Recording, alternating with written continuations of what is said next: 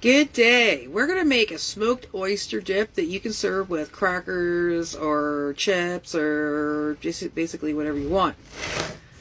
So we're going to start off with one whole package of cream cheese, which I was kind of like softened up at, you have to let it set for room temperature and just kind of like squish it around a bit to break it down.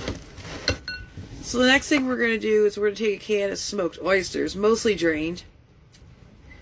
And you just plop them right into the mix. Because what you're going to do is you're just simply going to mix it all together like this, right? Like stir it all together and mush it in. But then you're also going to add, about a teaspoon, 1/4 teaspoon of salt. And you're going to add 1 teaspoon of dried dill. And you're going to add 1 teaspoon of smoked paprika.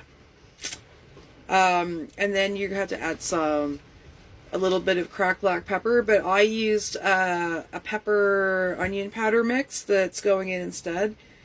And, oh yes, and the other thing is lemon juice.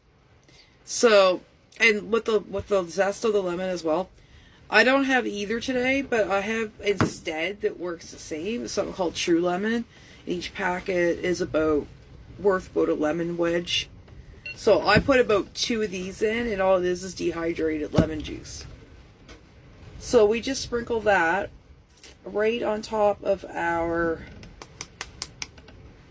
spread that we're going to mix together. Anyhow, and then you just mix and mix and mix and mix and mix and mix and mix until it's all, well, guess what, mixed in. Or stand up for this one. It's starting to come along. This is what it'll look like. Oh yes, yes, you could add cayenne pepper and some chipotle, which I don't have neither. So if you like a little bit of heat, I'd recommend that. So anyways, I'll be back when I'm done swishing this all together.